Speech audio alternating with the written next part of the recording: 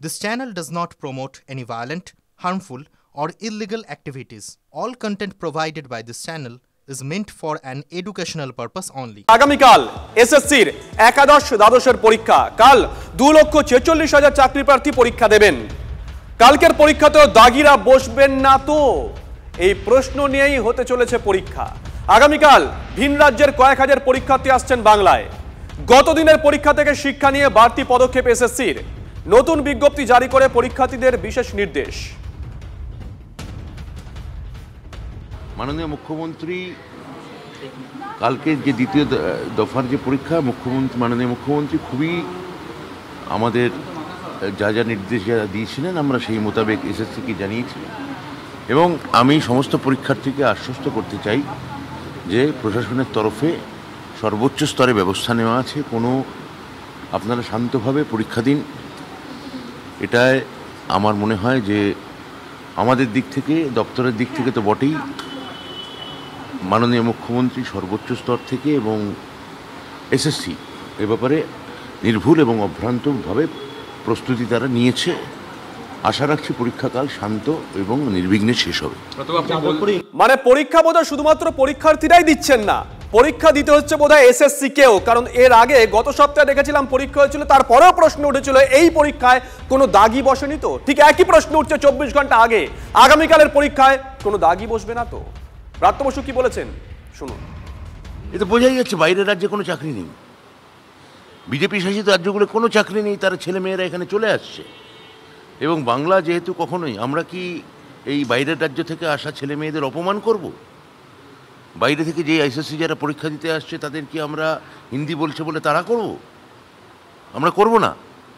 আমাদের সব ভাষাকে আমরা ভারতের সংবিধানকে মান্যতা দিয়ে, ভারতের যে সংঘীয় ধাঁচা, যে ফেডারেল স্ট্রাকচার, তাকে মান্যতা দিয়ে আমরা তাদের বলবো আপনারা আসুন, আপনার পরীক্ষা দিন।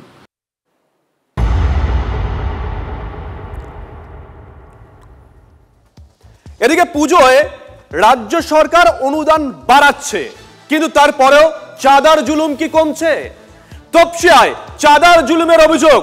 10,000 টাকা চাঁদা দিতে না পারায় তৃণমূল কর্মী ব্যবসায়ীকে মার দলেরই কর্মীর, এমনটাই গুরুতর অভিযোগ। রাস্তায় ফেলে ব্যবসায়ীকে লাথি মারা হয়, ঘুষি মারা হয়।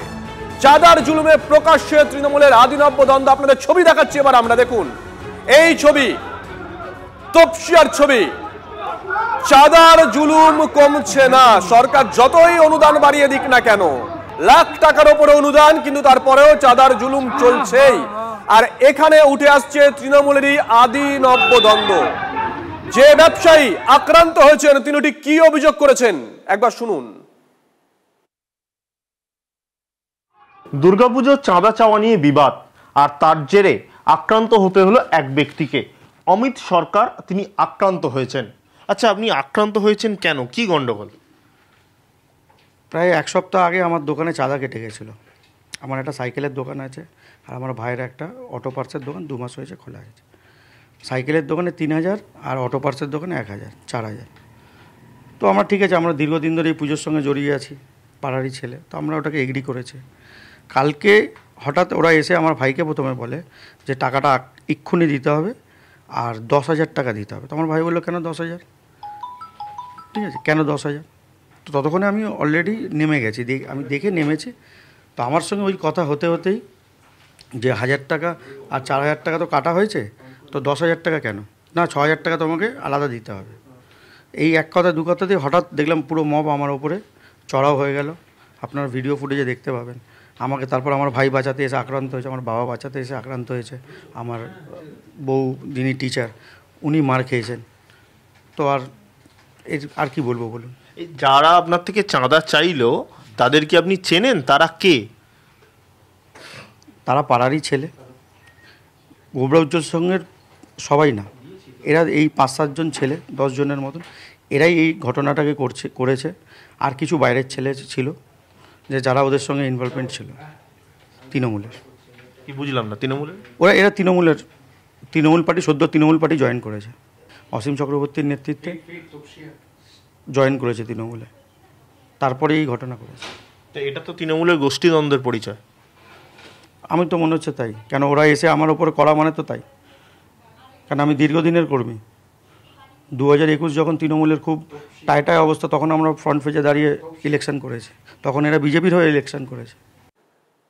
দেখুন, হলপ করে বলতে পারি কলকাতায় খুব কম পুজো কমিটি আছে যারা এই অনুদানটা পায় না। যারা আজকে মারধর করলো এই ব্যবসায়ীকে সেই ক্লাবের কর্মকর্তারা, সেই ক্লাব কি অনুদান পায় না? অনুমান করা যেতে পারে অনুদান পায়, একটা দুটো টাকা নয়, 1,10,000 টাকা। সেই টাকায় তো পুজোর কিছুটা হলেও হয়, তাই না? তারপরেও কেন জুলুম? মুখ্যমন্ত্রী সেদিনকে ঠিক কি ঘোষণা করেছিলেন একবার শোনাই। কত এই আগের বার 85,000 দিয়েছিলাম, এবারে 90 করি। পাড়া কি চায়? 90, 95, 1, ওকে 1,10,000।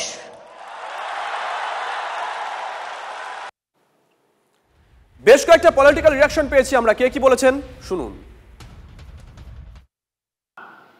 সবটাই হচ্ছে তোলা, চাঁদা না বলে ওটা তোলার জুলুম বলুন। কোন সময় মা দুর্গার বিল নিয়ে যাওয়া হয়, আর কোন সময় তোকে দিতে হবে বলে চাওয়া হয়, একই তো ব্যাপার।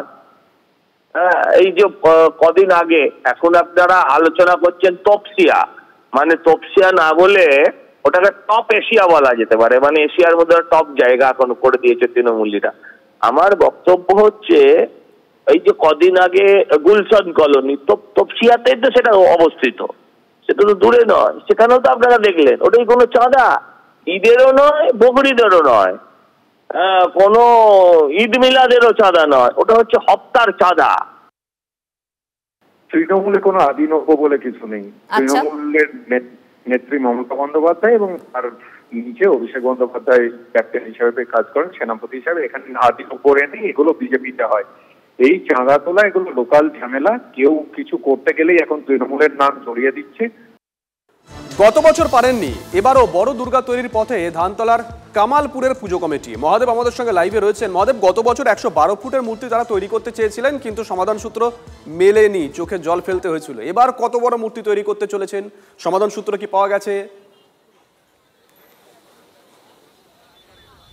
একদমই, তারা বড় দুর্গা বলেছেন এবছরে। গত বছর ছিল বিশ্বের বড় দুর্গা, আর এবছর তারা বলছেন বড় দুর্গা উপস্থাপনা করবেন। আর সেই বড় দুর্গা উপস্থাপনা করতে গিয়েই কিন্তু বলা যেতে পারে বাধা পুলিশের, কারণ পুলিশ যথারীতি উচ্চতার জন্য ছোট করতে বলা হয়েছে। আমি একটু ছোট করে কথা বলবো।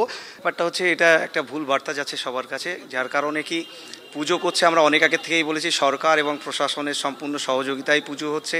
কারণ কি এবছর আমরা বারবারই করে বলছিলাম, পুলিশ আজকেও যথারীতি যেমনি আসে তেমনিই এসেছিলেন, কারণ কি আমাদের যে উপরের যেটা আছে একটু টেকনিক্যালি কোনো সমাধান সূত্র কি পাওয়া গেছে এক লাইনে? মহাদেব, কথা মাথায় রেখে আজকে ওটা নামিয়েছি, আবার রিপেয়ার করে সমাধান সূত্র পাওয়া গেছে। সমস্ত পুজো হচ্ছে সম্পূর্ণভাবে। কেউ বেশ, সমাধান সূত্র পাওয়া গেছে, ধন্যবাদ। তামান্নাকে খুনের ঘটনায় চার্জশিট দিল পুলিশ। 83 দিনের মাথায় 10 জনের নামে চার্জশিট দিল জেলা পুলিশ। কালীগঞ্জে উপনির্বাচনের ফল প্রকাশের দিন খুন হয় তামান্না। তৃণমূলের বিজয় উৎসব থেকে ছোড়া বোমায় মৃত্যু হয় নাবালিকার। খুন সহ একাধিক ধারায় চার্জশিট জমা করেছে পুলিশ।